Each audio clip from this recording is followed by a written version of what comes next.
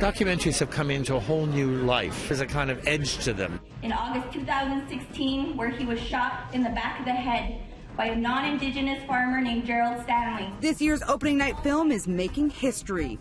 Tasha Hubbard's We Will Stand Up marks the first film by an Indigenous filmmaker to open HotDocs. It examines the case of Colton Boushie, a young Indigenous man who was killed on a farm in rural Saskatchewan. I'm in an odd situation where I'm a filmmaker who wishes I didn't have to make a film. I heard the story, I felt just absolutely compelled and that I had to do it. Another buzzy doc debuting is The Daughter Tree, which explores the aftermath of a cultural preference for baby boys sweeping through India. How controversial is it that you're telling this story? I think it's controversial enough that this film may never be seen in India. I had to film it in secrecy. I could never tell them that this is what the film's about, because this film would not have been made otherwise.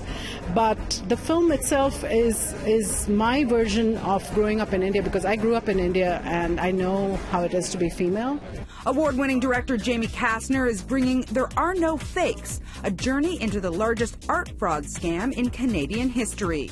It's a thriller, it's an art fraud caper, and it full of twists and turns, and it just gets darker and more surprising at every twist. Previously announced premieres in the special presentations program include musician profiles, Miles Davis, Birth of Cool, and Gordon Lightfoot, If You Could Read My Mind. I think you feel like you know him at the end, or you've spent time with him, let's say. Meanwhile, HotDocs' popular Docs for Schools program is getting an expansion. With the support of our parent company Rogers, the experience that currently provides over 110,000 students in Ontario with free access to screening of HotDocs films will now be available to students in BC and Alberta.